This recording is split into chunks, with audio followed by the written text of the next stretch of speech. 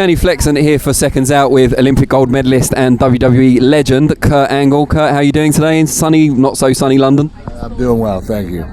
Glad to hear it. I guess the first question, we'll go right in at the deep end. We saw you in the retirement match against Baron Corbin. Is it really the end for you as an in-ring performer? It's the end for me. I'm done. No Terry Funk style returns? Oh, no, I'm done. I've had my share of wrestling. So, what was it that caused you to make that decision to finally, put it to an end? Age. Yeah.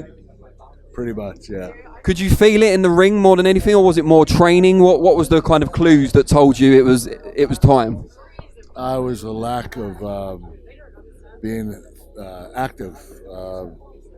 I came to WWE, I was inducted to the Hall of Fame, and I was general manager for a couple of years. And then I was going to wrestle, but that inactivity caused me to start getting arthritic in my knees, my neck, my back.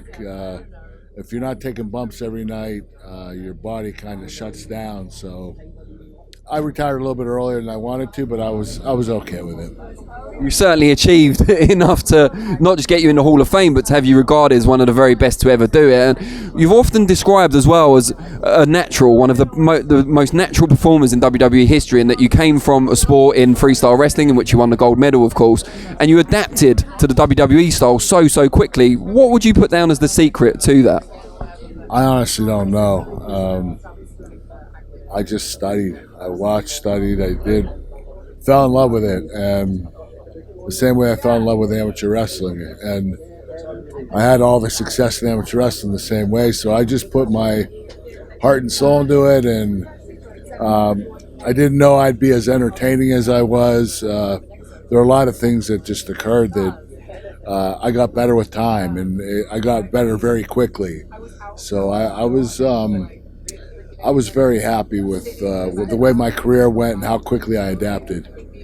You started a number of trends, one of which is that we see a lot more other sport performers come over to WWE now, not just kind of football players and amateur wrestlers, but boxers and MMA fighters now.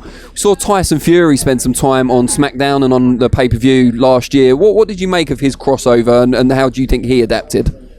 I think Tyson did a really good job. I would say 1 out of 10 being 10 the best. He nailed a 10. He got through the match. He wasn't a professional wrestler by any means, but what he was able to do, he adapted well, and I don't think he expected more than he gave, and I don't think the company expected more than he gave, but he did a really good job and adapted for what he did. What does the future hold for you, both inside and outside WWE? We expect to still see you return at some point in an on-screen role, but also what are you going to be doing outside of that? I produce a lot of the matches. I help the wrestlers structure their matches. So that's my job now. I don't really expect to go back on camera, but if I'm needed there, I'm fine doing it. But I'm okay with where I am right now. Just a final question then, you're a producer now. What's your biggest thing that you impart to the talent? Is it to take your time? Is it to make sure every move means something? Is it storytelling? What are the key things you impart to them?